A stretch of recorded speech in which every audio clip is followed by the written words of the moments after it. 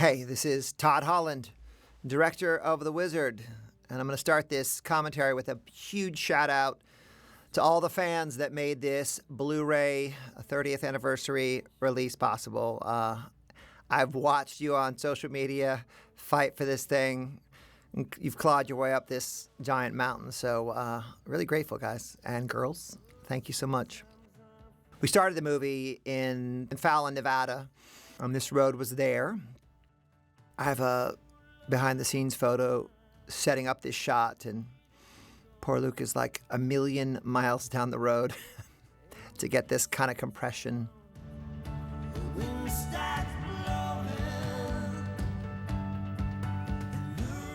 It's a great cast. Wendy Phillips had just been in Midnight Run with De Niro.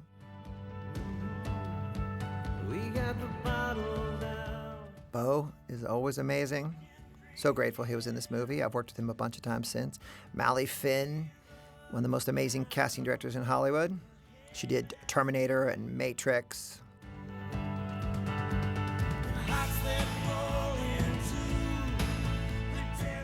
Tom Finnan, an old friend. He's cut a lot of famous Disney animated films after this. Michael Mayer did a great job designing this. And Bob Yeoman from Bottle Rocket, the Wes Anderson guy. He's done all the Wes Anderson movies. He's so gifted, and he's such a nice guy. So I was very grateful to partner with him on this.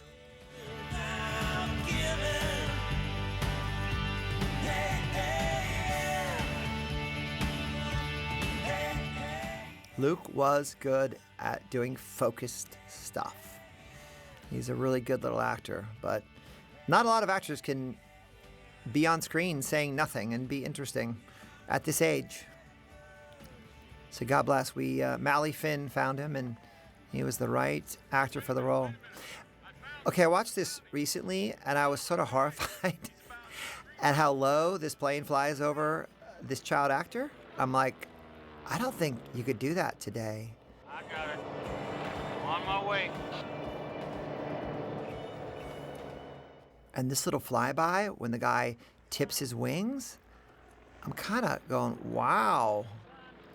Safety standards have definitely gone up.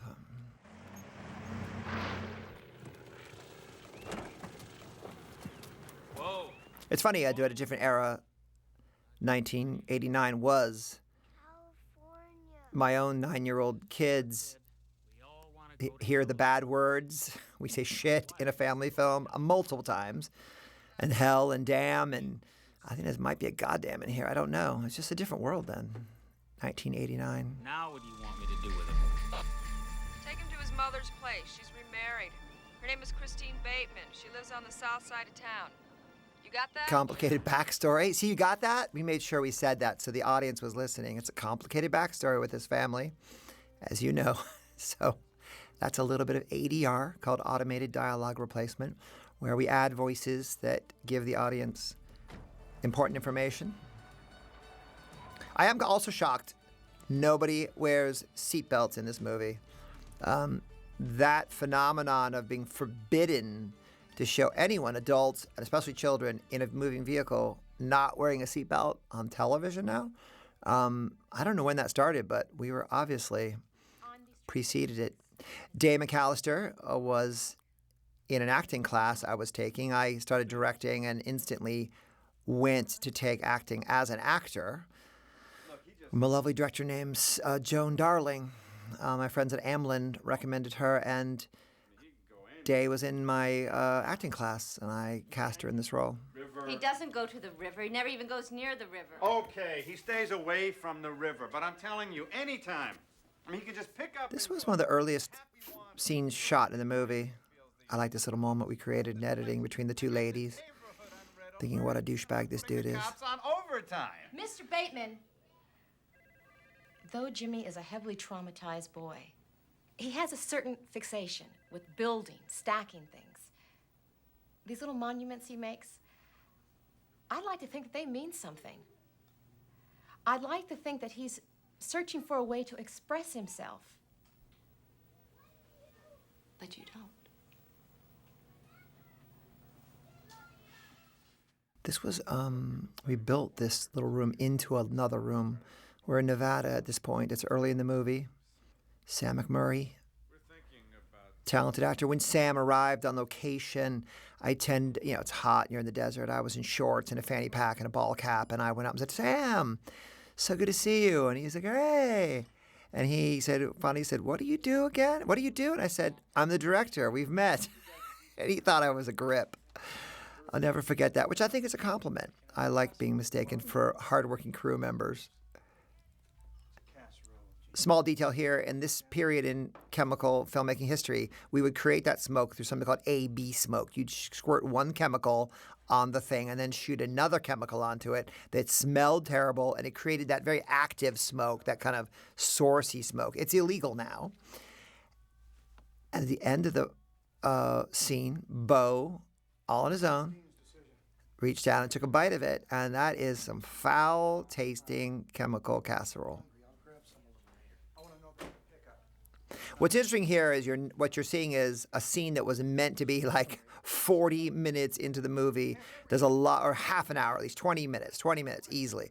There's a lot of script that was removed. The final editor's cut came in at 2.5 hours. I was contractually obligated to deliver a 90-minute family film. At the time, it was considered the longest duration a family could sit in a movie theater. And so all this stuff about, we saw Jimmy yesterday, all that stuff that you actually saw that we filmed, that got cut out. Nick taking the truck, you saw that. Nick, you saw all that. That was all cut out of the film. This is Bo. That is nasty. That is chemicals that you should not ingest from the AB smoke. Why do you keep doing this to yourself? It's been 2 years. Yeah, what do you care? Why don't you and I just go over to the Dairy Queen? We were super thrilled to get Christian in this movie. We already had Fred. Of course, Fred was in the movie before I was. And Christian came on board because of Bo. He'd done Tucker with Jeff Bridges, and he was excited to work with his brother.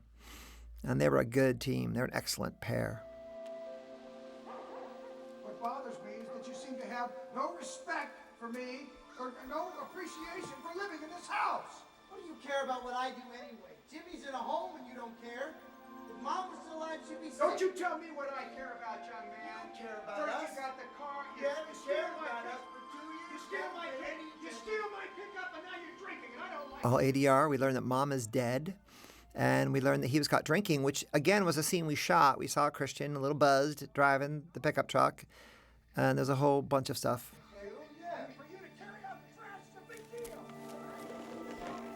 The California narrative, Jimmy, in the original script that I read, was simply wandering without purpose. I came in and said, what if he had a purpose? And that fuels into scenes like this where the word California means something to Corey. I said, what if Jimmy has a secret purpose that no one else can understand because they don't understand what motivates him?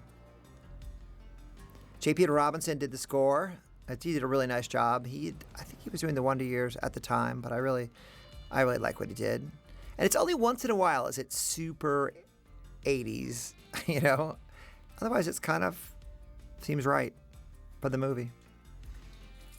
We're in Nevada now. I love this as a home, this old, creaky, pre-war building.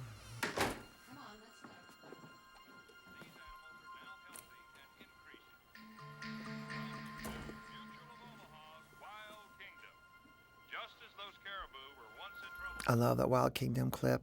It's a different era in product placement. You could kind of just say what you wanted, and usually you got it. I said I wanted Wild Kingdom, and I got it. Product placement wasn't a giant business the way it is today in filmmaking, with whole departments trying to make money off of the placement of products in film.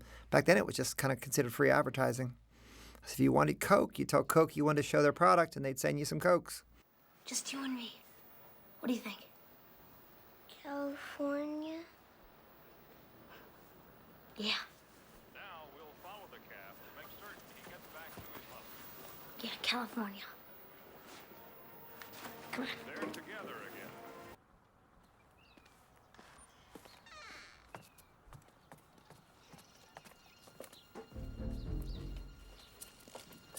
again. This is, again, starting the kid adventure of this, the sneaky fun.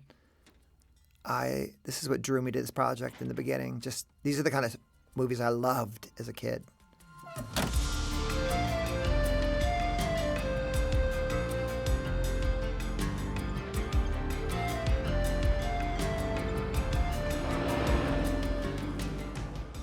Second Unit shot a lot of this stuff. Frank Bauer was the DP of Second Unit. He later went on, and I met him again this next year, basically. I went and directed Twin Peaks, the original block of Twin Peaks, and Frank was the DP there. Even if the one boy is handicapped. Hey, look, he's not handicapped. Whatever he is. They were seen hopping a truck. Can we get to the point here? What? Your son. These were the scenes you fill out your day with once your child actors are off the clock. So that was always the challenge, is the kids work 6 hours, and 5.5, 6 of Jimmy worked less, 5.5, 6 hours. They all had photo doubles. And you'd work as much with the photo double and the kid, and then you'd send them home back to the hotel. I have to see that he is returned here for the kind of treatment he needs. Now, granted, the police are looking. We've hired someone to find him. Mr. Putnam. Will Seltzer was also in my acting class, and we really struggled to find Putnam. And I asked Will to come in, and he really did just a great job of capturing the absurd kind of impotent, frustration of this guy. And he could be funny and has those funny shrieks, those girly shrieks. And took a little fighting, but Universal finally caved, and we cast Will. And he's such a joy in the movie. It's a tough role.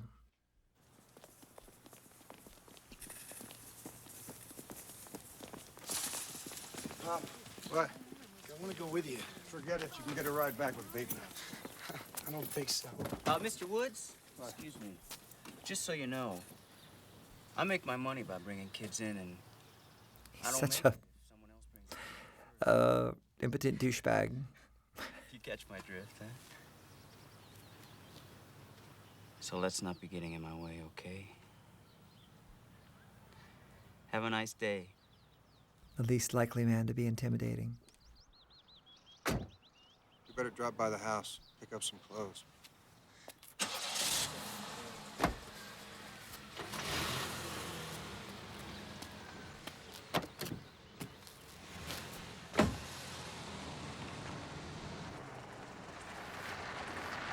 The hard part about Scouting the Wizard was that it was a road movie. And normally when you're scouting as a director, you drive from city to city or location to location, and you sort of snooze in between or make phone calls.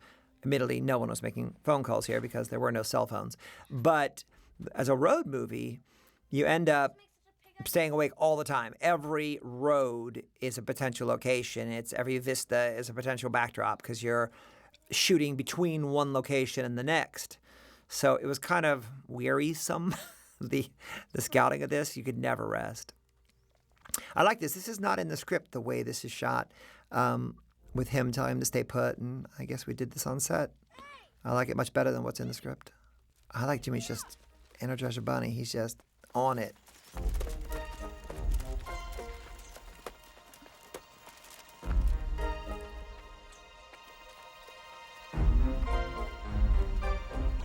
"14 minutes in, the bulk of the omitted footage is behind us. The bulk of it, some of it's here. These elements were hard. This is the stuntman, Bobby, I forget his last name now. It's the stuntman on the back. He was Fred's photo double on the Wonder Years and the stunt double, not photo double, sorry. S.E. Rykoff, I requested them. I've always been amused by this brand that says, enjoy life, eat out more often, but it's a can of peas. I always found that kind of hilarious. So I asked for that brand on that truck, and we got it. It's funny, I reread the script recently, and this was a much longer scene. It's kind of weird. You don't know why it would be, but Jimmy gets up and starts to walk away at the end, and Fred has to stop him and talk him down, and so it's interesting. This scene feels complete as it is, but I think it's why we cut wide and have the coyote and the ADR joke at the end, because we were trying to find a way out of movement the actors did in the longer version. Great. Those kids can make a fire. We're in Minden, I think, here. I think that's where this is. Minden, Nevada. This bus station, I'm told is now a casino. But it still exists in some form. This might be the museum part of the casino. I'm not sure. I love this location.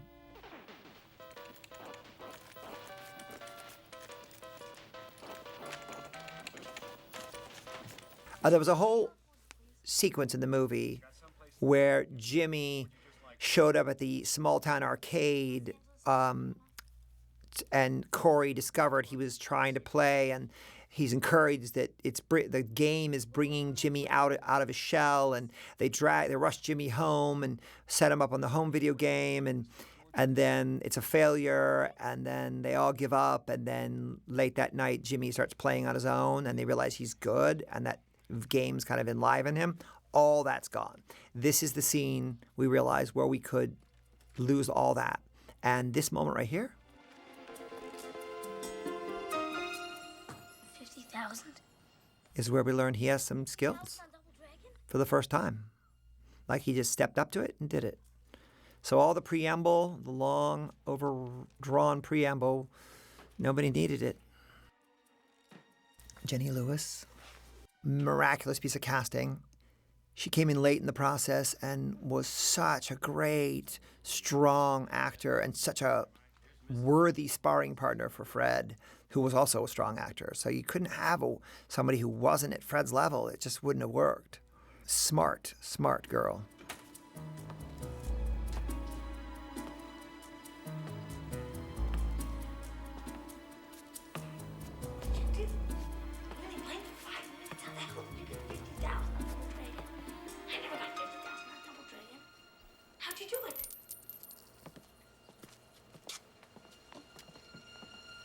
Hi. I'm Haley. If you don't tell me what you're doing, I'm gonna scream. Could you swim quietly? What, do you think I'm stupid? In the original script, this is written in the ladies' room, that these boys went and hid in the ladies' room, and they're standing on a stall. They're standing on a toilet inside a stall. I think this is all just inspired by location. How could you not use a place this beautiful? And The Wizard was a $6 million movie. Budget was tight, and so when you found production value, just sitting there, all this existed. We did not build any of this. This gas station was phenomenal on its own. We helped a little bit, but it was remarkable. Well, that's okay, because, got a bus ticket. You could cash it in.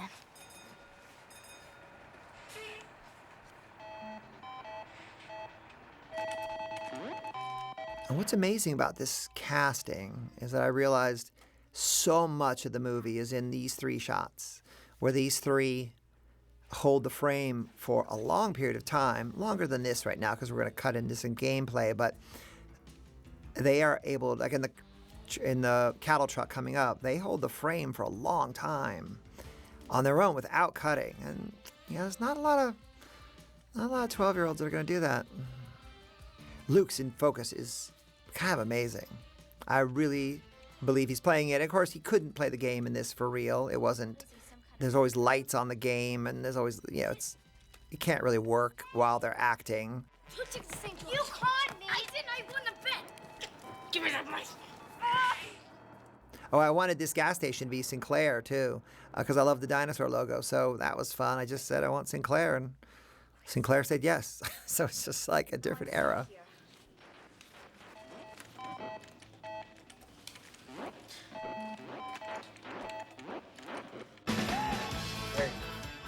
I guess this was a shot from a small plane. I don't know how we shot the aerial stuff. I don't remember that part. That was all second unit again. I wasn't there for that stuff. I was here for the actors. We had a vehicle called a shot maker. I don't think it exists anymore. It's a little dangerous. It wouldn't be as dangerous anymore, but it had a crane on the back, and it was a camera truck, and we could tow the vehicles, like we're doing here, and mount cameras to the sides of the cars. But it had a crane on the back, but it was a riding crane. So any stuff in the movie where we're in motion, you have a cameraman sitting on the end of a crane that's on a moving vehicle. So it's kind of, these days it's all hot heads and remote cameras, and the camera operator is at the truck bed level, not up in the air. But back then it was done differently.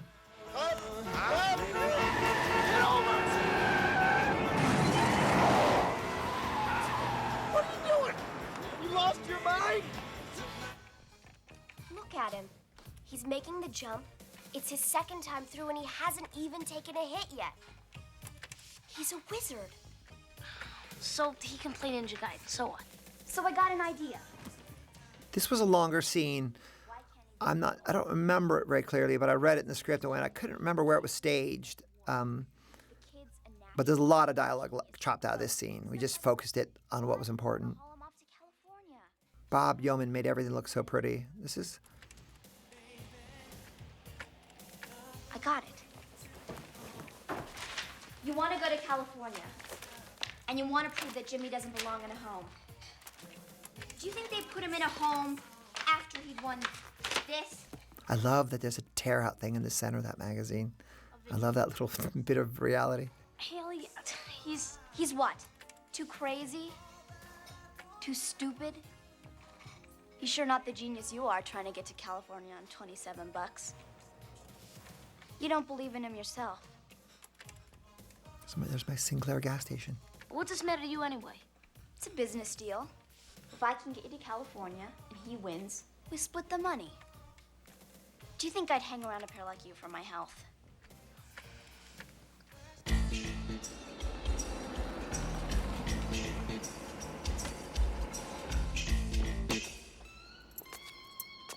It's called the Minden Inn, actually. We left the real name. Hey, sweetheart. I'm looking for some kids. David Chisholm had a knack for writing everybody in sort of a noir parlance. Everybody talks like, even the kids talk like they're in a 40s movie. It's just fun.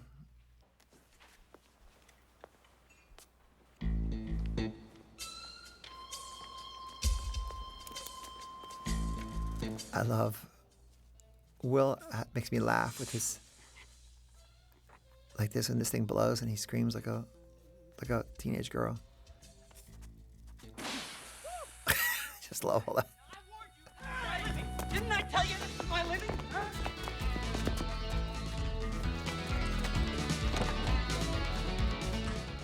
This is where you spend your day once the kids are off the clock.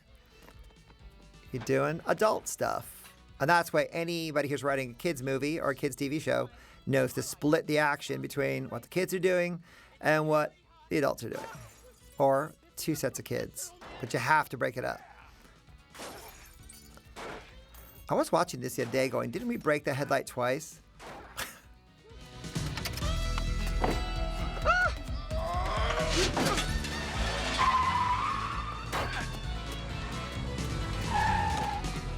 I don't appreciate this, Woods. You got no class. No class at all. I always thought that waitress looks like Allison Janney, but it's not. It's probably a local girl, a local lady. So, now that we're here, you want to go grab a bite to eat? Or what? We gotta plan a strategy. Lucky for you, I know that. See, this is one of the 3 shots. My dad's a trucker. No, very little coverage. The little coverage there is Jimmy's internal experience. You gotta be very adult to live in Reno. It's the world's biggest little city. Oh. Haley, are you sure about these guys? Don't you worry about them. I'm telling you, I know truckers. They got a code. I love Fred staying alive in the moment with the cow.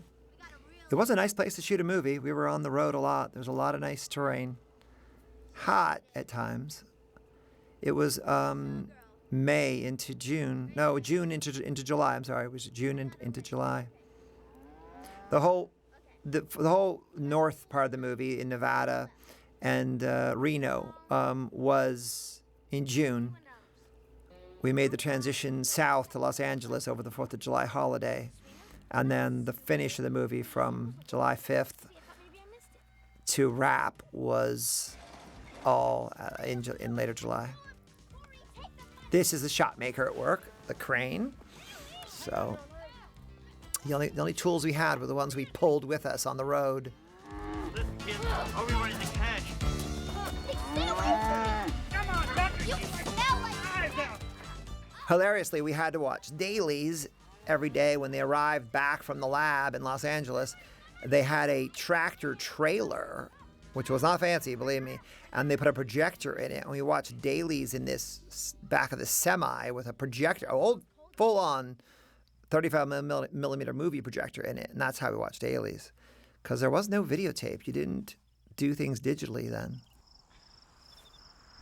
You don't have my size? I don't care what brand it is, just something to get me going. And when you're scouting, of course, in this day and age, you stop scouting and everybody jumps out of the scout van and runs to the bank of payphones with their quarters, because I don't think there were calling cards. You had to put just quarters in. Everybody's, there were no cell phones.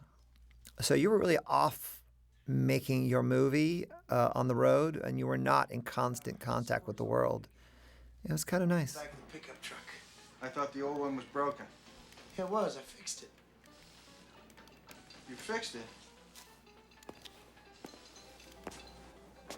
And you just hook it up. You don't ask. It's not like I'm cutting tags off of mattresses, Pop. It's just a video game. Some of this dialogue's not in the script. This whole run right here.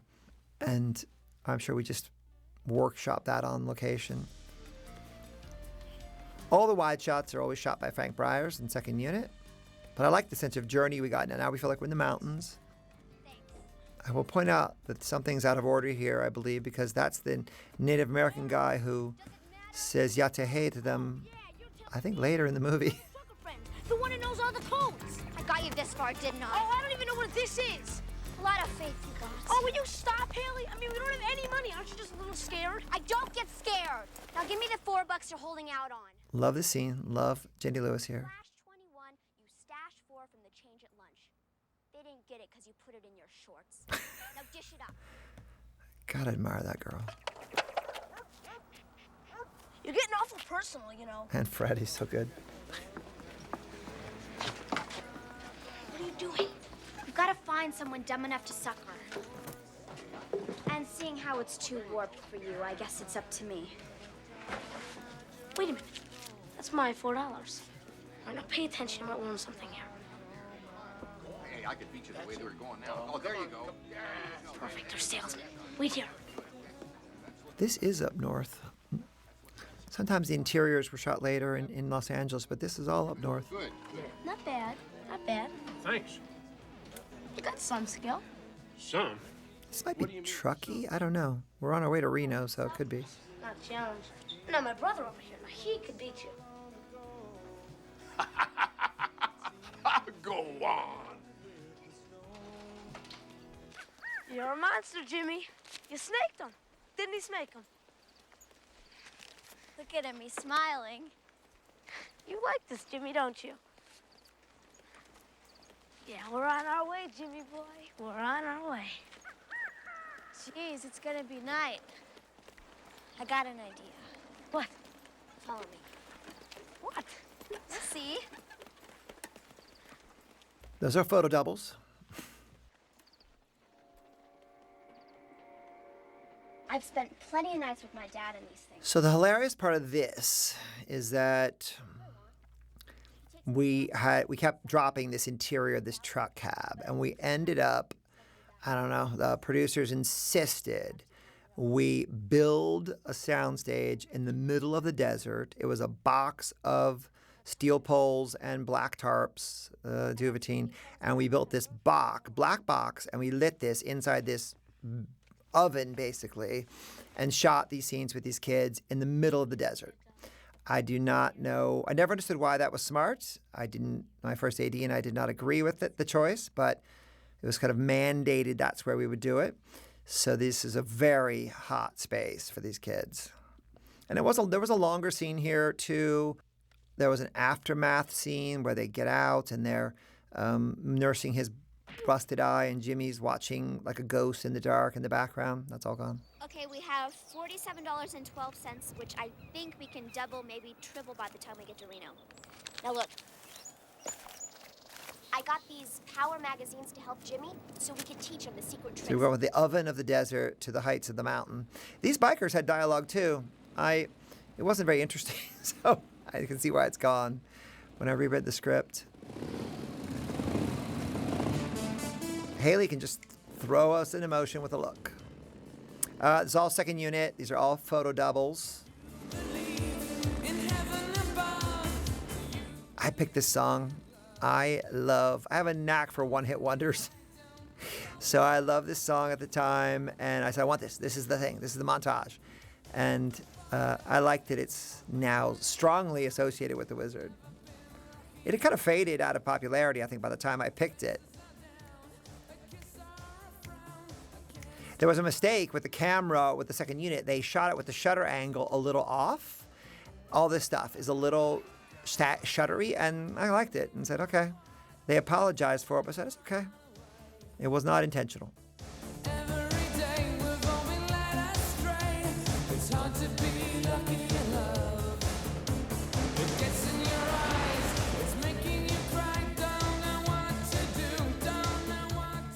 Repurposing some footage. This is clearly a piece of that same prior scene, building a montage out of the bits and pieces we have.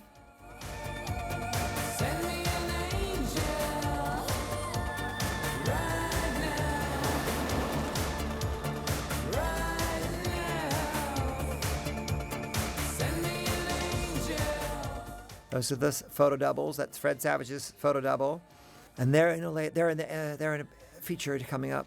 Hey, Pops, have you seen these kids? Empty dreams can only disappoint in a room behind your smile.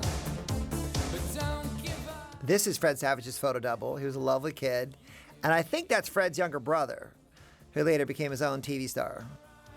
It's making you cry, don't know what to do, don't know what to do. Looking for love, calling heaven above. Send me an angel. Send me an angel. I love this. I told them specifically to go for this. I love this weird-ass Volkswagen Spider. That was just there. That scrapyard built it.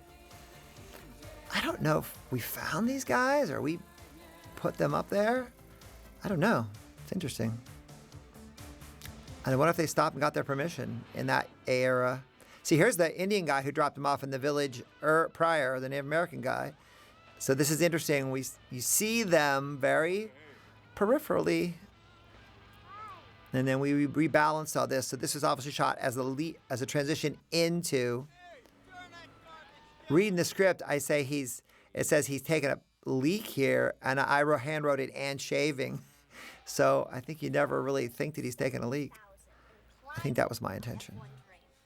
Okay, now we've made the transition back to the south of Southern California. We're in a town called Agua Dulce. What do you call what fake, Sweeney, huh? Hey, what's going on over there? This is Beth Grant, a very, very well-known character actress. She's been in everything.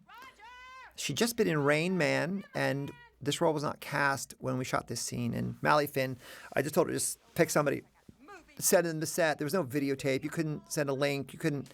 So I said, pick somebody you trust and send them. And Beth and I are dear, dear friends to this day for many, many years. And we did not get along on this day because I was beaten and exhausted from this road movie, and she had just come off of Rain Man, and we didn't get along there, but we later worked together again and became fast friends. You the wizard? Jackie Vincent, Agua Dulce Airport. I love this location. This guy? I don't get it. Is he like a poster child for someone? For your information, butthead, he's headed for the video championships in Los Angeles.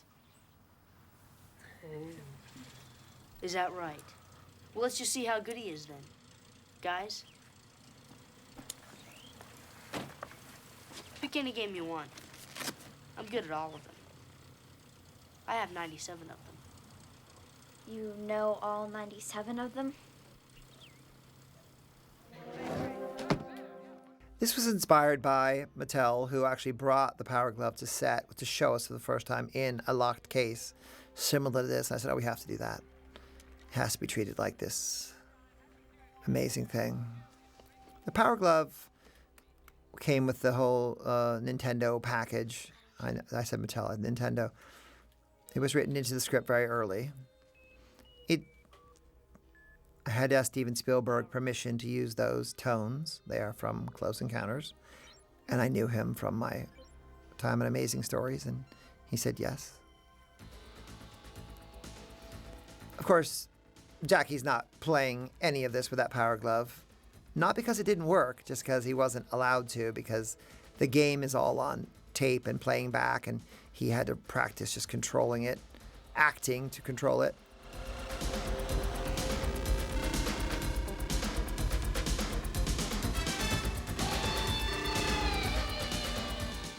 There's a whole bit in the script where this is where Jimmy is supposed to start being jealous of Haley. And I think it just became too much to conceptualize on our schedule. But he starts looking around when he's supposed to play, and he freaks out and has all these distorted point of views of everybody staring at him, and he just falls apart. I love the Power Glove.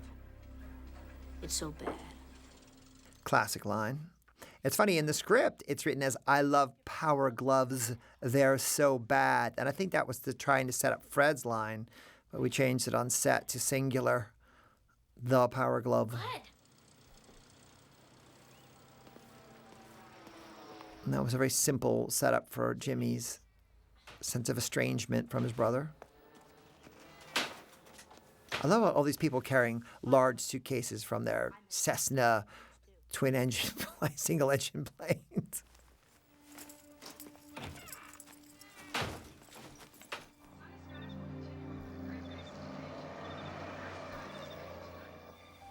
I don't remember where this hotel is. It's local somewhere. Hey. Oh, sorry. This is very different from the scene as scripted. There were 4 scenes in this sequence, all jump cutting. I'm all written to be jump cut against each other, all with these two in this room. But it does not. This scene does not start this way in the script. We improv this, I'm sure, on the day. Oh, come on. I want to get an early start in the morning. Huh? I know this. We were always trying to make the words better. The actors and I had a good time making this feel living and lived in and inhabited in a way. My favorite story is we were shooting a scene that is not in the movie, in the Woods house, a big confrontation scene with Bateman and Christine and all the Woods family. And the adult actors were all kind of huddling, whispering. And Bo, I said, what's going on? And then Bo turned to me and said, we all decided we want to make a real movie with you sometime. And that wasn't disparaging of the Wizard. They knew the movie they were in, but it says we were having fun working together as a cast and a director. And I was in my 20s. It was very flattering to hear that from these actors. They're incredibly skilled. Stop at every cornball tourist trap along the way. I think that's the best I ever remember us all. Yeah.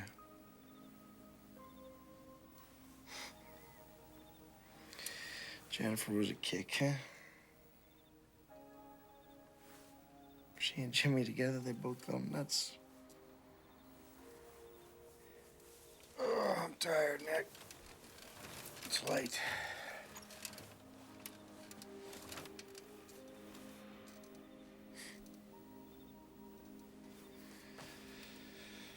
What the hell am I doing here? Sleeping with my father in some dump on the highway. Hell, you don't want me here. Jesus, we can't even talk to each other. You're in your underwear. I can't believe it. I cannot even speak to my own father. Mr. Cheapskate, he gets us a room that does not even have double beds. Oh, come on. There was a scene where they check in where Bo refuses to pay for the double beds. That was shot. But again, tick, tick, 90 minutes. Can't fit all that in. You really play this thing, huh? That's right.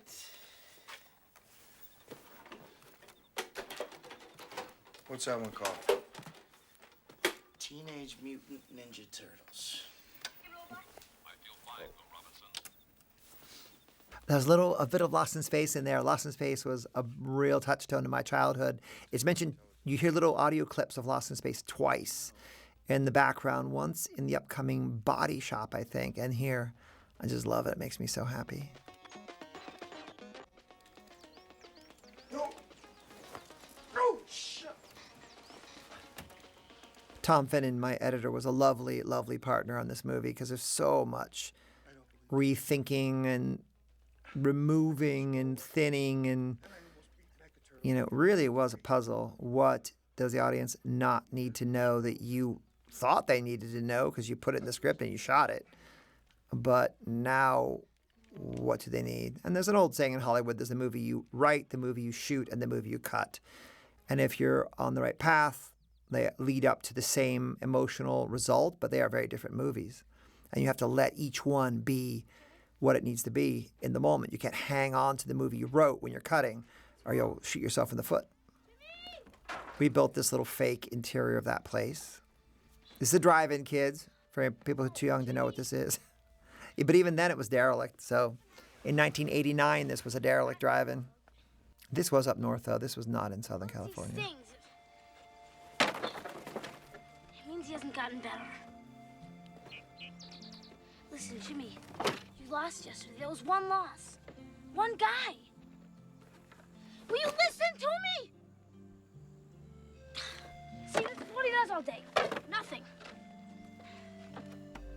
Come all this way.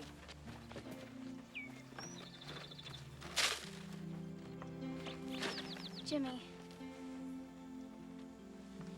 Jimmy. That wasn't nothing. It's me, Corey. That's what it is. He's jealous. Jealous? Over you? Jeez! I mean, look at Luke's intensity here. Look at him. He's just so, I can't explain it. He's so centered in his stillness. He doesn't feel like someone who's playing something. What if you do? Do what? You know what. It ain't like I need you weasels, you know. And you don't have to be acting like you need me. There's the noir talk. What's the matter with you? Yesterday. With Lucas, like I was something special to you. Look, Haley, all I said... I told you! This is a business deal. This transition's an invention of mine. I love these kind of dramatic moments. The step to close up. Them. The guys from the arcade. Now this next scene terrifies me again. It's minors running with actors, with underage actors driving. I mean, you would not be allowed to do this in this day and age. It's terrifying to me now. That's the real actors. And then he drops his lunchbox. That was an accident, but he was smart enough as an actor to run back and get it. And it just made this perfect moment because they kept getting too far ahead. Jerk, you took us for $20 last night. Yeah, what of it? You didn't tell us this mutant was some kind of pro. Pro? My grandmother could have taken you. Let's just dish it up, all right, smartass? Hey, it was a fair bet. Well, let's see what the little mutant's got. This is the most covered scene in the whole movie. What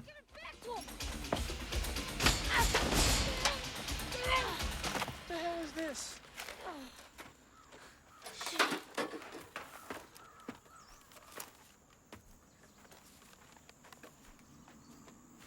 Corey, give him the money. Yeah.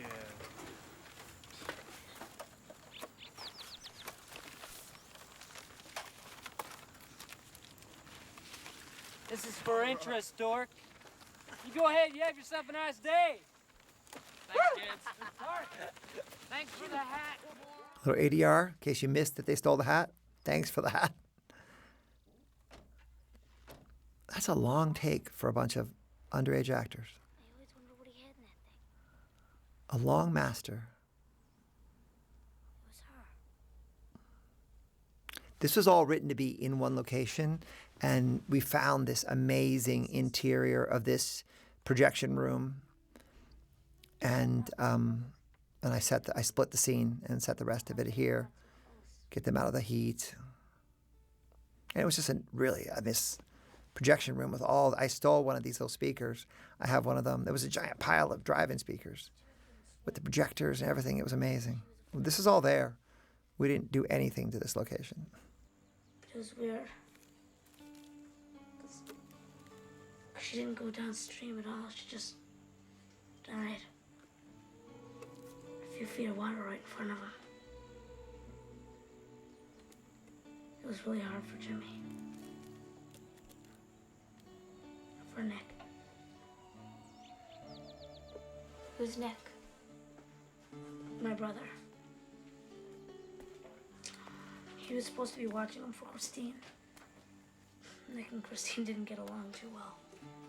And for little Luke to just be alive in the background of that, come up on cue for his pictures. I think it's just kind of remarkable. But so unobtrusively, so naturally and unobtrusively, the way he lived in that wide shot. After Jennifer died, well, the thing just fell apart.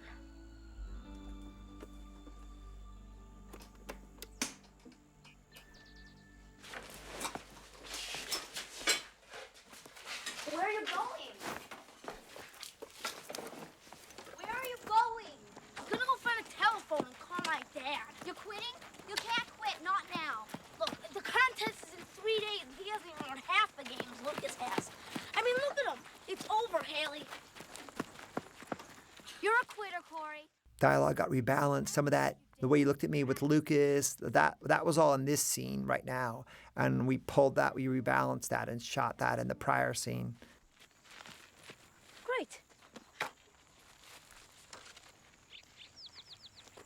Corey, I don't want to quit.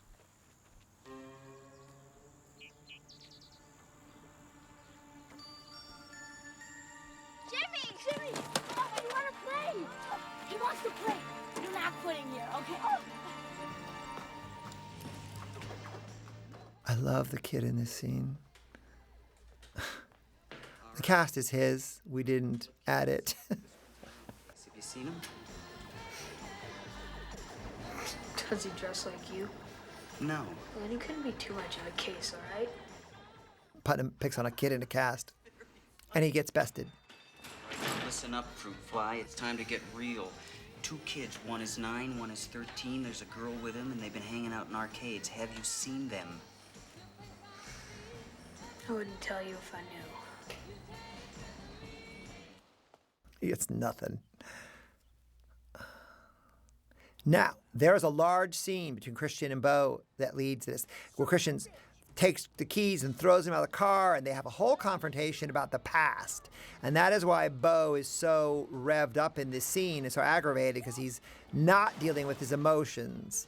That whole scene got cut out, and he just goes straight into this. But it made sense. It seems motivated from the last encounter. But again, a lot of emotional backstory about the marriage to Christine, the death of Jennifer. That was all in this sequence between these two men that was removed prior to this comic encounter.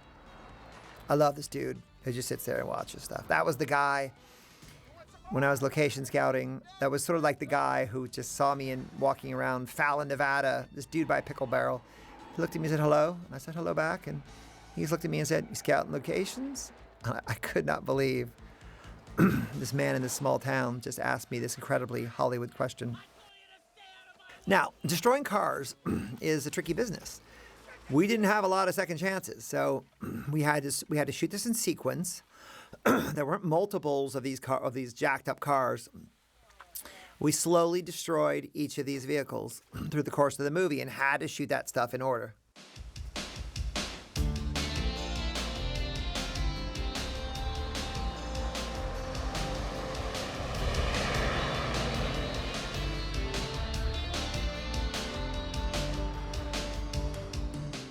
I remember vividly, this is all kind of rebalanced too here, but I vividly remember there was a scene with them sitting low and him up, and then we just cut that scene, and they just stood up into it. So this is where you... I remember driving into Reno like it was yesterday with Fred, and we were all in the back of this pickup truck, and I remember people on the streets just screaming Fred's names. Fred Savage, I love you.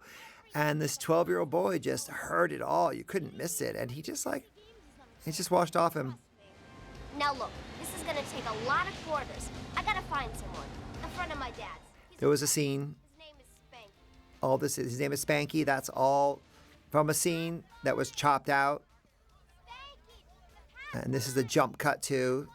There was a lot more meeting Spanky and Haley threatening Spanky to help them and some kind of obligation he owed her. I love this actor. Such a sweet, sweet man.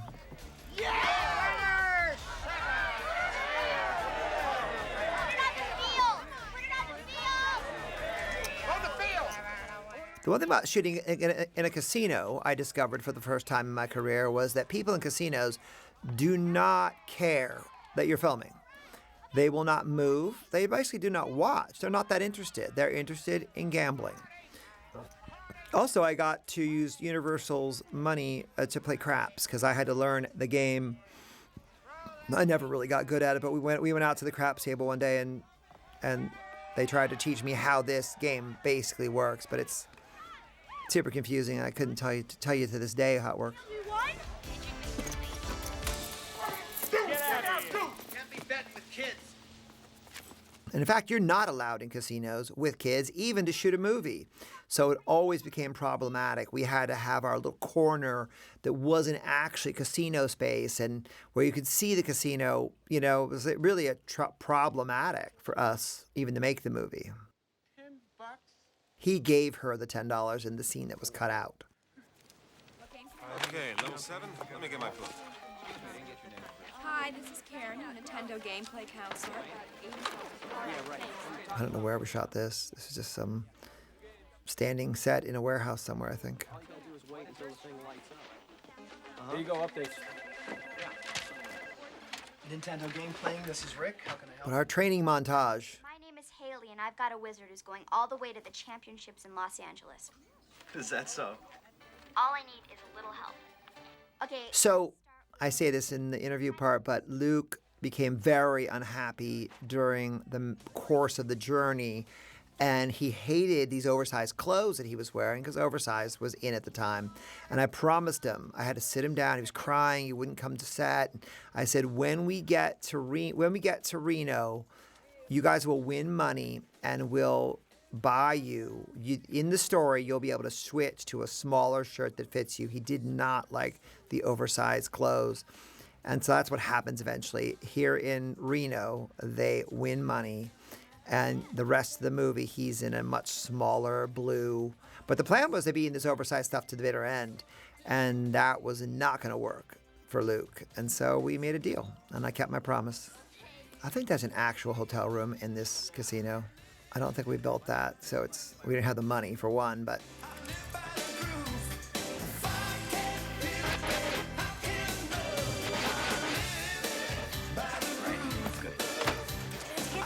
And we arrived to shoot this casino, and the art department had completely failed us. Nothing was arranged. We had kids on the clock. The video games, there was nothing built. They just dumped off a bunch of video games. I don't really remember why, the cluster of it all, but we had to build that set on the day to start shooting with the kids on the clock.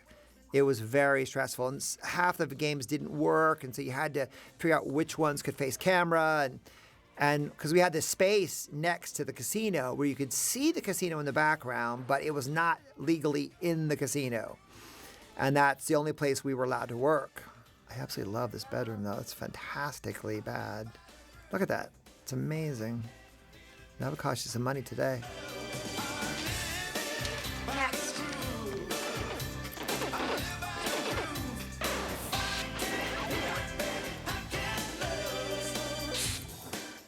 I love Luke's intensity.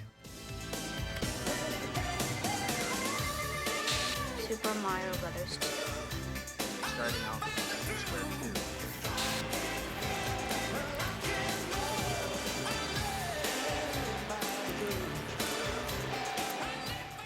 2. Interestingly, the sequence coming up, there was nothing ever scripted in the pool area. That's coming up later.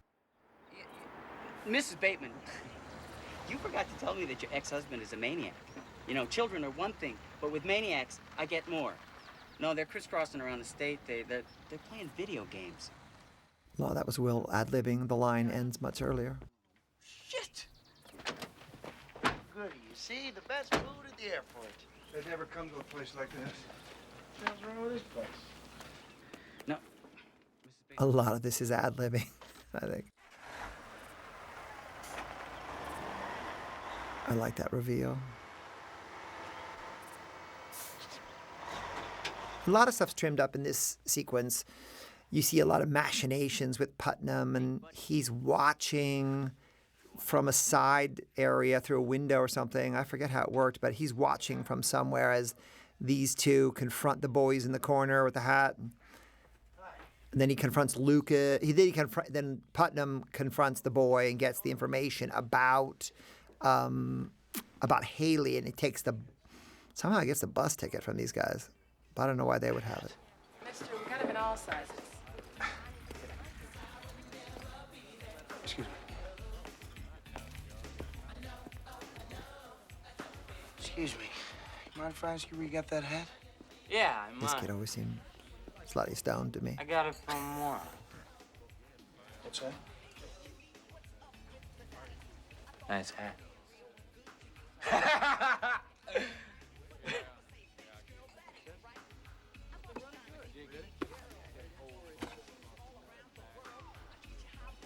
Where'd you get that hat? Huh? Couple kids. In the script, Christian dunks his head in a milkshake. Dunks that guy's head in a milkshake, but I gave it to the dad. And we didn't make it as aggressive as it was in the script. Hey, I'll tell you where they were going. Where? Los Angeles. So there's a part where Putnam gets extra information that precedes this. I'm not sure how that was supposed to work because they had to exit. Pop.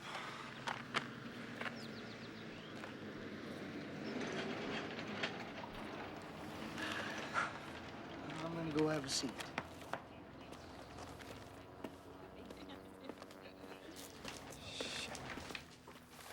A lot of shits in this movie.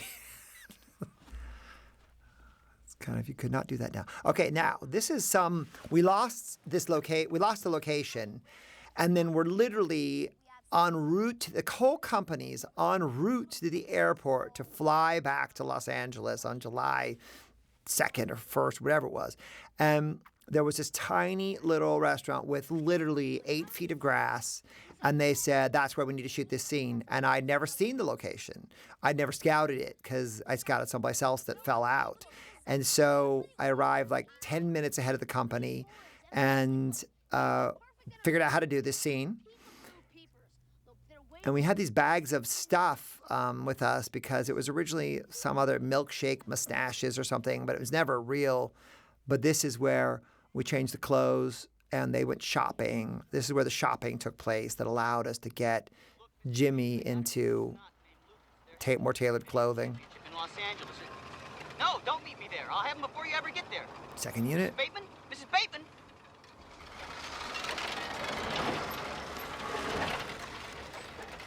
The guy said take it, so I took it. How was I supposed to know? I mean, I do love this shot. This is nicely done. I was like, we started stripping it. good actors, nice camera move, right time of day. There's the Lost in Space voice again. And this whole bit of stuff here, I just love all this.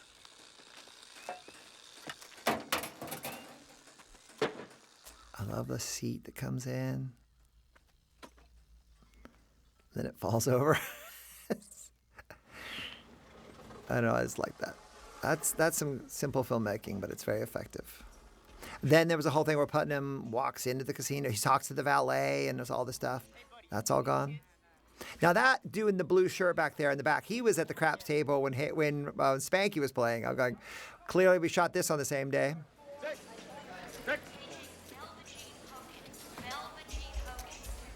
That's my mother's name. I added that in post. My mother's maiden name. I'm paging her. I like this lady. She seems, I don't know, don't remember her. She must have been a local. And I'm surprised she was allowed to talk.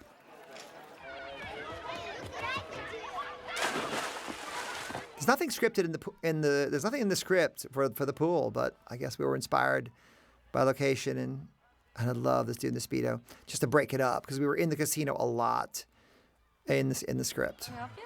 Yeah, I'd like a light. Excuse me, miss? I'm looking for my lost son. He's handicapped. He's been missing for... Hey, you! Hey! I got him! I got him!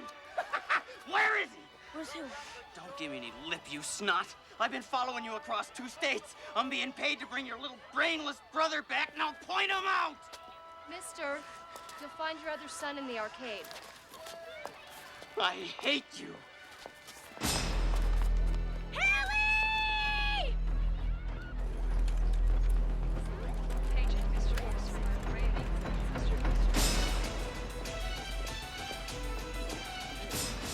A real casino entering our side casino. Like that, we had to be behind that fence. That was the place we could work with children. Got you, Jimmy boy. Time to go home, son. We're too late. He touched my breast! What the hell are you doing? No, It's interesting in this modern era how different that line lands. It was a huge laugh in 1989. It just lands differently in all this modern era. Johnny Love, being paged now, was the assistant camera that everybody loved. He was just a lovely man. His name was Johnny Love. This part of the movie is up north, obviously. We set this trailer on this site, and we wanted this vista, so this is very much a creation of ours. Michael Mayer, production designer. Where the hell are we, Haley? My home. Your home? Nice place. Hey, Pop. I think we got it. Wait a second. I'm in the 6th Palace of Hyrule. Yeah! I got past the River Devil. Terrific. What the hell are you doing? I had the magic key. I got the cross. I was closing in on the barbarian. You're losing it, Pop. Let's get in the car, huh? We had to educate everybody about how these games worked, Bo in particular, because he had to fall in love with them. I don't know if he became a gamer, though. So this scene, as far as I remember, we shot it, well, we rehearsed the scene. It's shot on the real roof. It's so beautiful. It feels like a soundstage a little bit. But this is really on the roof of that trailer. We positioned the trailer to get optimum light. And then we rehearsed it. And then we had, it's a low-budget movie with kids. I'm surprised there is no wider shot to really show they're on the roof. But, time was short. Kids are on the clock. We shot the wide shot first and then the close-up second, which is what you would do. But with fading light, it's always tricky. How to get it all in before the sun sets. I thought maybe when my dad got home tomorrow night from work, we'd have won. Call him up from LA and say, Dad, guess what? In the original script, she has this scene. She comes home to her dad and drops the money off. We did not shoot it that way, though. It was the original script, the one I interviewed with. And then she does, the dad wakes up from his trip and, She walks in the door with The $25,000. Adventures of Link. He has to find Zelda. You have to find a house. Same difference. Boy, is that sexist. It's not sexist. It's romantic. This was a big discussion on the day, but they're kind of, you know, I couldn't tell you at that time if either of these 12-year-olds had ever kissed anybody, but I don't believe so. Kissing a boy. A girl, maybe? You smartass. It's a smart-assy thing, but it's very modern. Of Fred, of Corey. I like that she did the hug. Jenny is adorable.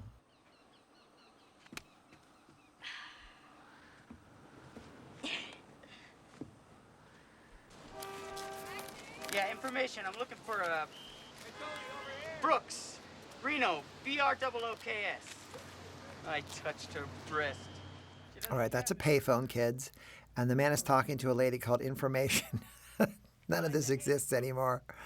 Couldn't Google it. There were no smartphones. Give me all three. All right. Yeah, look, what I really need here is an address. And they would give you people's home addresses over the phone to strangers. Time to get up. Jimmy! This is one of my favorite emotional. His lunchbox is there. Come on. You know he would never leave his lunchbox. Haley! What?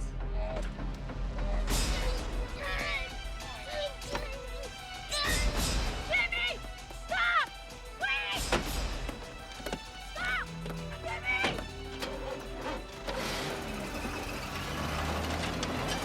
Jimmy! Wait! He's gone. He's gone. It's over. Love their energy. It's a blatant repurposing of that shot where Fred runs foreground, but it's worth it. Did you really have a chance? Yeah. No, I don't know. Look, I've never seen anyone better. Not even Lucas? Yeah. Not even Lucas. Hey, where are you going? You think I don't have friends? I got friends. Friends? Haley!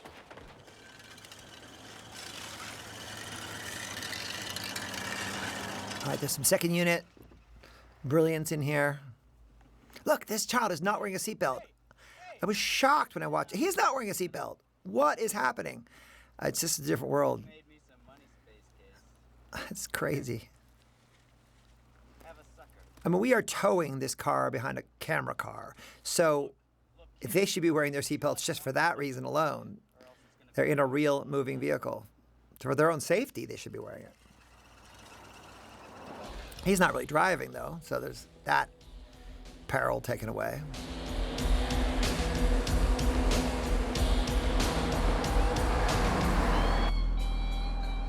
What the hell is that?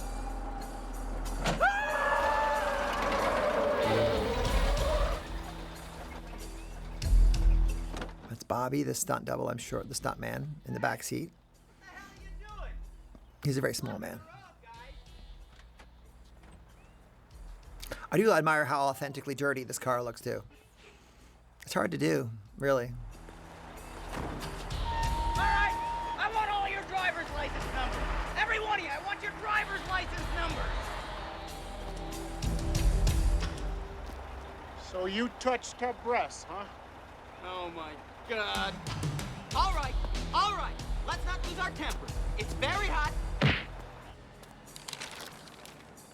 This was a whole scene that got reduced to a simple oneer down here in Santa Clarita. He walked in and bought a map and talked to the person behind the counter and all this hoo-ha. And it's just all we needed out of it was to see the black eye.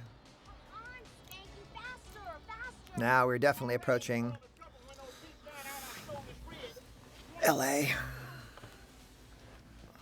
Spanky has a very loose steering wheel, you might notice. He's overdriving a little bit. We're towing this vehicle for safety, and so he's not really steering anything. So it's a little. Some vehicles are like that, though, I tell myself.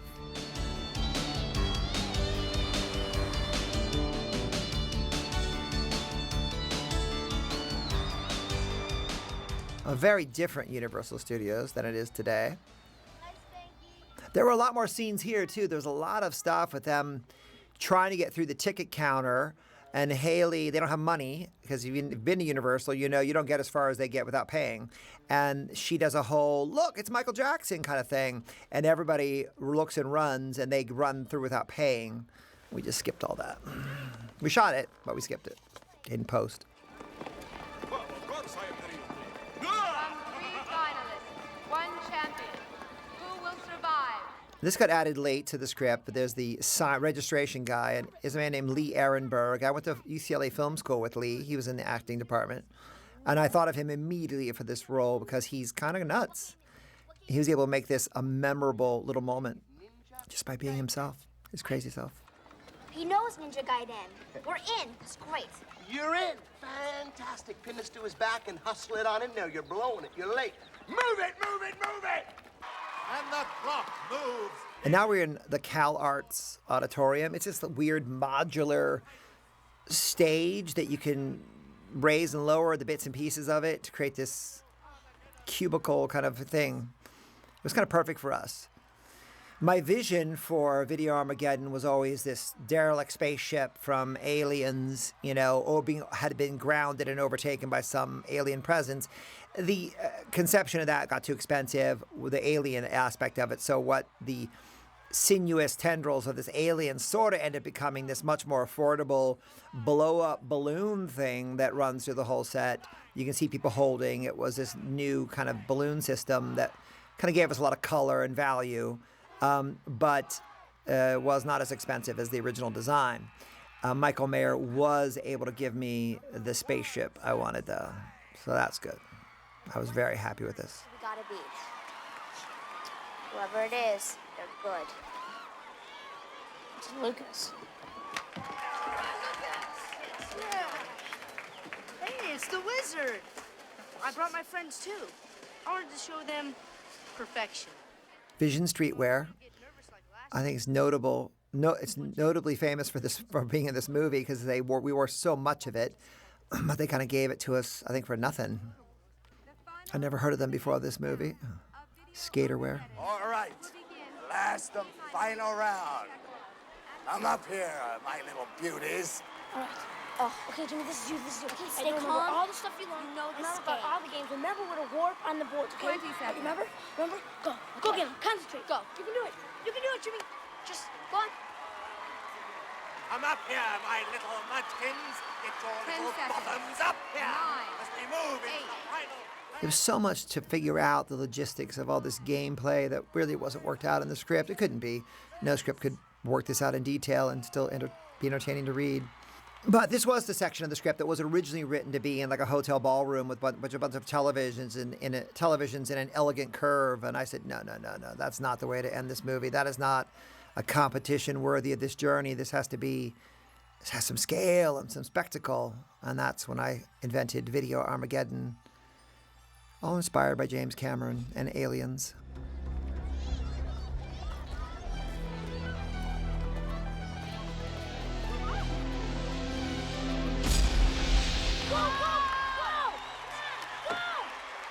You got it.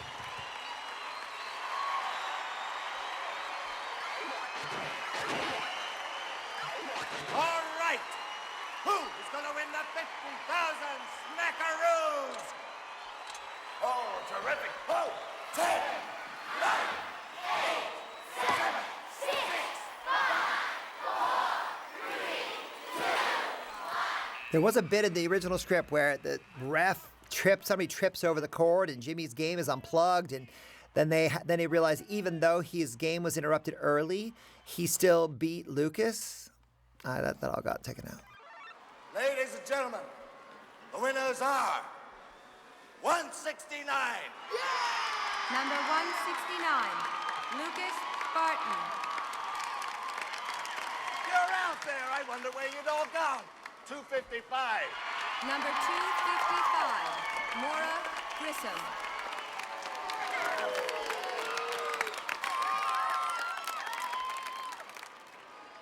And 427. Number 427, Jimmy Woods.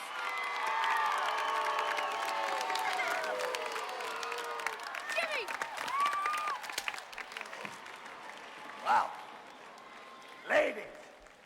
This poor actor is Australian. He has an accent. He could not, his voice, he lost his voice during the initial shoot. And then we tried to loop him for more clarity, and he lost his voice looping the same exact lines. So we basically left it. There was no way to. We loved his animal quality, and a lot of this is him living in this. Like, that's not scripted, I don't think. Bring you out. They are gonna have to play a game that they have never, ever, ever played before. In the original script, it was some fictional game called Maelstrom, but Nintendo had a little trick, a secret they could offer us.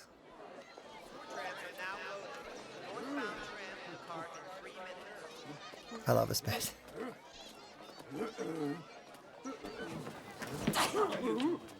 What do you want? Get away! I don't know. Freak. Warning. Video Armageddon will begin in T-minus 15 minutes and counting. Putnam. Mr. Bateman. Mr. Putnam, my son has been on the road for almost 9 days now. You said you'd have him back in hours. All right, look, I'm glad you're here. I'm glad you made it. He's here, believe me. Where? With all due respect, Mr. Bateman, I've had a bitch of a time, excuse my language, and I'd rather not have anything else go wrong. I mean, it's so unfair. How can they give us a new game? Now, much to my surprise, later in social media, I realized the young man on the left is Tobey Maguire as an extra. No idea how he ended up in this movie, or no one knew he was there at the time. Fans pointed it out later. Hey! Hey, you in the black shirt! Up here! Up on the steps! Look! Hey, you! Up here! Hey! They're down there! Over there! Hey! It's down him. there. It's Jimmy! It's Jim! Run! Come on. Stop eating! That's my favorite kind of ad lib. I give people like, stop eating. I love those little things. Just like. This is one of the trickiest things in the whole movie. It's, again, stunts with kids on a moving vehicle. As silly as it sounds, this was very dangerous at the time, and we had to think it through very carefully. There's only a few key stunt people positioned in the vehicle to grab the kids and hold them and stabilize them if they needed to. Come on, Jimmy! Hurry up! Wait a second, did they go right there? Huh? Come on! Hey! Next motion picture, Mayhem in Monte Carlo. Jim Peary, funny actor that I've bumped into many times over the years for auditions. He's very funny in this bit. Come on, come on! Come on, Haley! Give me the tail! As an aside, it's the day we're shooting all this, with all this dangerous stuff involving minors and all this, that the producer and the writer tell me that Universal wants us to not shoot the ending at the dinosaurs. I'm in the middle of this very difficult day with kids and the clock's ticking, and I was just like, what? No, we're going to shoot the ending. It was like 2 days from this day that we were supposed to be out there shooting that. And I just fought back. I said, no, we're going to shoot it. They said Universal wanted to cut out the whole California storyline and just end with the video competition. And I refused. And somehow they listened to me. I got to shoot the ending.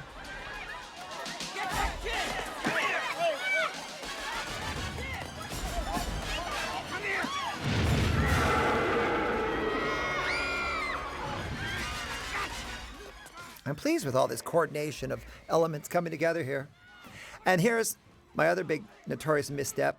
Right here at the end of the scene, I had an ADR person do as a joke a line that's just somebody in the tram saying, "Mommy, I like Disneyland better." And I had no idea the ferocious hellstorm I had opened up, because it turns out Universal and Disney hate each other. And for me to have anyone imply that Disneyland was better, I did it as a joke. And I kind of burned my whole relationship with my executive at Universal with that one mistake. Prints were already being made. People had approved the final mix. It was done. And they had to pull the prints back, remix that section, restrike the negative, and then start making prints again. So it was a big deal that nobody caught, because it was such a minor throwaway, nobody noticed it. But it was a big deal. And I learned a big lesson about how these companies, these massive corporations, think of each other. So here we had to find this transition. That's on King Kong, and this is on a stage set. They are not above here. They're not actually above there. But this was a great way to connect them back to the space with that graded floor. Where's the third? Time to go. Woods! Woods! Warning. Where is he? I don't know. There's your cue. That's my first AD, David DeVideo. Got to give him a speaking role. I think something that was an added little bit of action we hadn't planned on. Now, if this is a digital age, that clock would have been fixed. It is exactly 1 minute off. But we decided it would make some kind of sense as long as it was exactly a minute. So there was no digital energy, no digital technology to fix little things like that. This was supposed to be a big action sequence up in this rafters, and everything went wrong. I had like 4 hours with 2 cameras to shoot whatever I could get. It's one shot basically. It's 2 cameras doing one thing. And our second contestant from the state of California, the gorgeous Maura Grissom. 60 seconds. One camera in one hallway, one camera in this hallway. Turn him over, you little snots. He's mine. No. 50 seconds. Ah, stay back. I'm a desperate man. I can do anything. Very cute. I'm gonna get you. What the hell is that? Hey! Hey! Bye. Come here! Oh, great glory. God, I hate this job! 40 seconds. And our third contestant from the great state of Utah. 30 seconds. Gimme, gimme, gimme! Jimmy! What? I think that's become a gif, but that's his ad lib. Gimme, gimme, gimme. 15. 14. Jimmy! Jimmy, 13, Jimmy, Jimmy! 12. What? 11. 10 seconds. 9. 8. 7. 6. I 5, give you 4, video 3, Armageddon! 2. And this is what I was working towards. This whole moment of this reveal, I love Jimmy's re-entrance.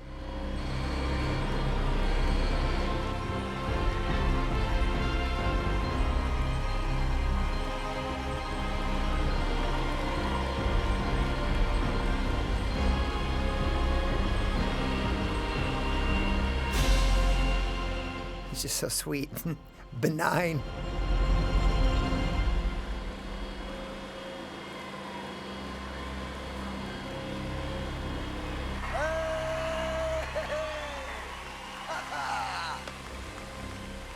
Ladies and gentlemen, we have 3 contestants.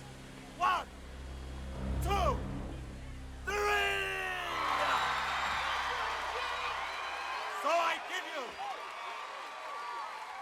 Super Mario Brothers 3! There were only 2 contestants. Maybe we added more Grissom when it became Super Mario Brothers 3. Because I realized one of the earliest scripts has only Jimmy and Lucas. Station! You have 10. So that's all rear screen projected film. My friend Celia Mercer, an animator at UCLA, I hired her in the reshoot phase to design this scoreboard. Again, we needed just a way for people to track the progress of the game, who's ahead, who's behind. It just was difficult. Lucas Barton, 1300. Jimmy Woods, 1,300. Maura Grissom, 400. Come on, come on, come on, come on, come on, come on, come on, come on, come on. Let's hear it from the new jockey. There are no accurate script pages that really walk you through this entire final competition. So much of it was just created. Certain lines like these moments are scripted, but so much of the build is done on the day and in post. Lucas Barton, 16,900. Jimmy Woods, 17,200. Maura Grissom, 14,900.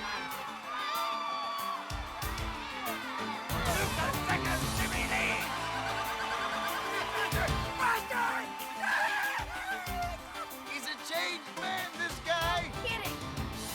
Come on, Shorty, I love you. No, stop on him. Get him. Reno, find the warp, dude. Find the warp. That kind of stuff like that. Find the warp, find the warp. Like, that is not Christian Slater's body. That is not Sam McMurray's body. That is not Beau Bridges. Those are all photo doubles we hired because we realized in post it was too complicated. We needed Corey and Haley to guide us through what needed to happen so the people who play the game and people who didn't play the game would be able to follow along. With that kid on the right. Hilarious.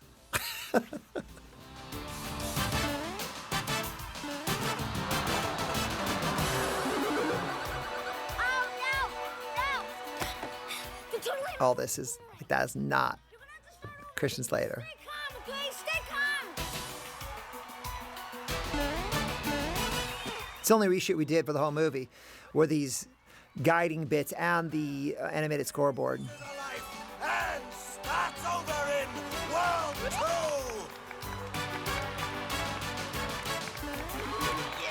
Lucas finishes World 2. And Maura finishes World 2. A lot of guiding announcer narration. Oh, he's lost another guy. He's gonna have to start all over again. Jimmy begins World 2 again.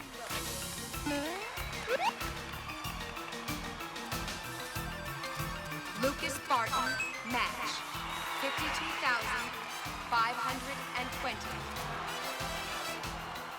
I've never understood how many brand new things were in this, what you saw in this movie for Mario 3. How much of this was unheard of content. I didn't study Mario 2. I studied Mario 3. Just go. Just go. Jimmy Woods, match. 50,270.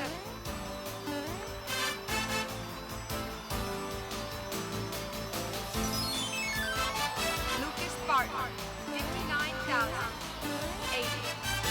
Jimmy Woods, 52,000. Maura Grissom, 39,820. Jimmy's found the secret passageway.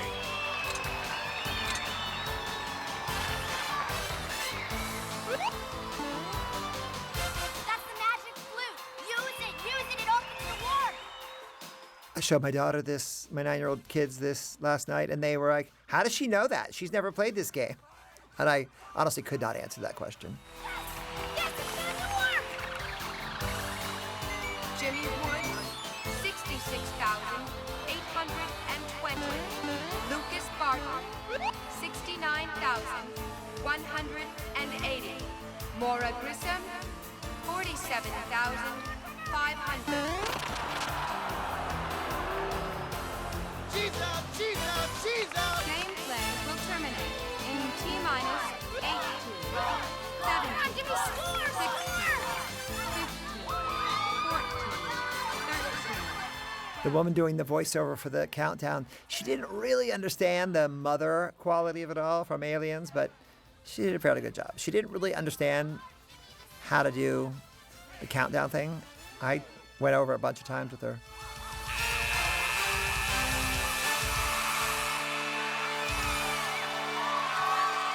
The final scores are Jimmy Woods, 81,500. Again, clipboard could have hit a child. But Jimmy Woods from Utah. 180.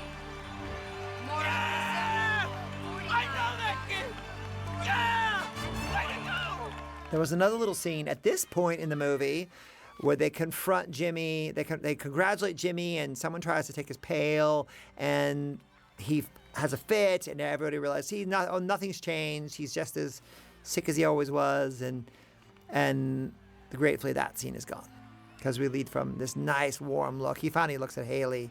That was my whole goal there. He would look at Haley and finally give her a smile.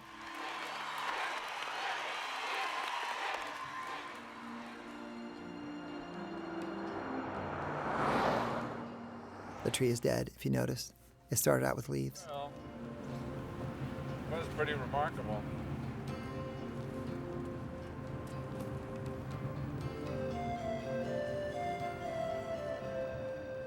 Here's a part of the movie nobody wanted me to shoot.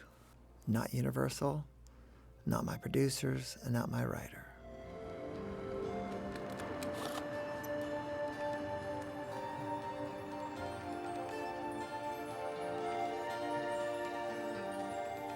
So in fact, nobody wanted me to shoot this part, and so the reality was it wasn't, the scene inside the dinosaur was not well crafted in the script. It was a sketch of it, and I kept asking the night before, this needs to be written, we need to talk about this, and nobody would pay attention to it. No one would listen to me, so I rewrote that scene myself in my hotel, and I had one copy of it. I brought it to the set, and I went in the dinosaur with my cast and rehearsed it and told everybody what they were saying. And that is what you see in this movie. There's only one copy of it, and it's in my script. Because our communication had broken down so much. This is the last day of the movie.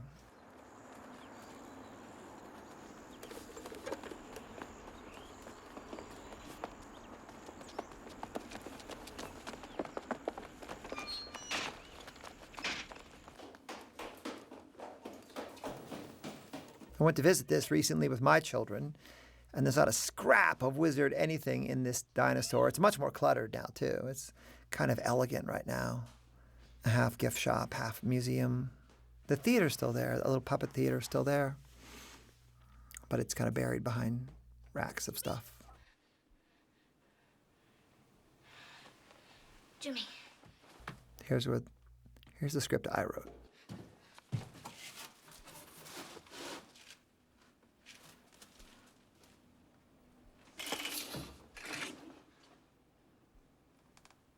Jimmy.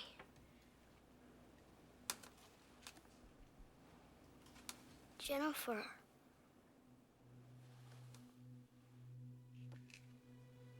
What is this? What's going on?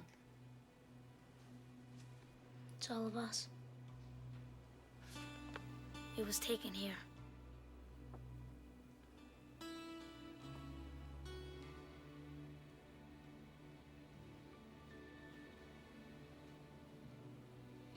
Jimmy. Jimmy, this is California.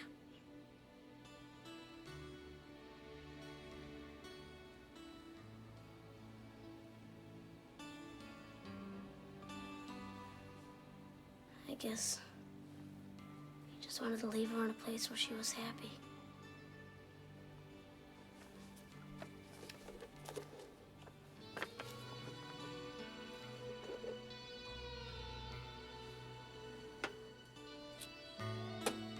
I guess he wanted to say goodbye.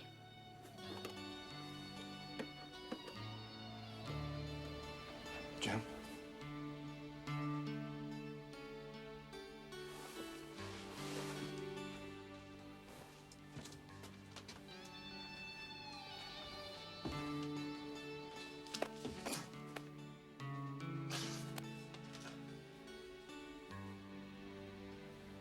Why don't you take our boys home, Sam?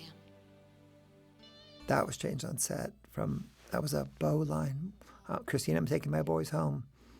But we changed that on set, and it's a much stronger line for her to call them her boys, our boys. The whole journey of this was for this family to find Jimmy's and prove to this family, show this family a path towards healing after a tragedy.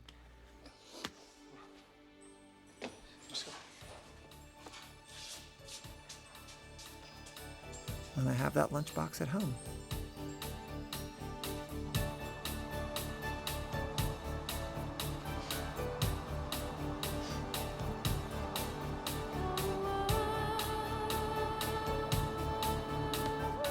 Now somehow they insisted that if they're outside in the vehicle, we had to give them seatbelts. So that's why you see them sort of in these half-baked seatbelts. For some reason, that was important. Traveling blind, trapped in darkness.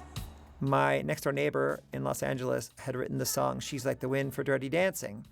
So I approached him to write a song for the end credits because I knew they could do it affordably.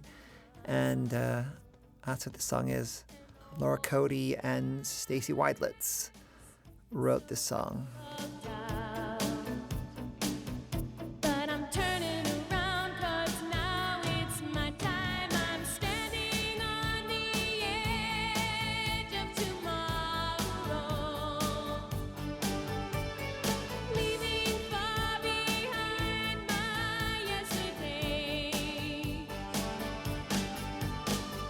Shadows disappearing as morning light is near me, and tomorrow will be more than just another day. I found my way. Jerry and David were with me on Amazing Stories. I brought them in as assistant directors. So afraid to find the courage to believe, but with each new day. I guess Frank was beat camera too, but they were the second unit. We split them off when we needed second unit. Now it's time for a change. I swear it's my turn. I'm standing on the edge of tomorrow, leaving far behind my yesterday. Yeah, the Lear people did the local casting. It was the Lear Jet family. That was a strange little bit of connection. And our medic on this movie had this amazing black Labrador, and that inspired me later to get 2 beautiful yellow Labradors that changed my life. My assistant, Maria Mastras, went on to become a writer on Mad Men and be Emmy nominated. Chris Caravue, the art department assistant, he's a set decorator that I work with to this day on various projects. So it's funny. Many people you don't cross paths with again, a few you do. The Shot Maker, that's that camera platform we took everywhere. You gave me faith to find the way, standing on the edge of tomorrow. In fact, I got my Labrador on the first day of the final mix of this movie. I brought a 8-week-old puppy to the mix stage. Her name is Rosebud. And that's her first day with me was her first full day with me was coming to the mix of The Wizard. So again, every fan, you made this happen. There would not have been Shout Factory would not have been chasing this so hard if you hadn't been screaming into the wind. Universal wasn't going to give up. Wasn't going to give it up until you got loud enough, and they finally let this title go to Shout Factory. So thank you. Thanks for making this dream come true, and I can't wait to see how this whole Blu-ray comes out. But happy 30th anniversary to The Wizard. Thanks for keeping the faith.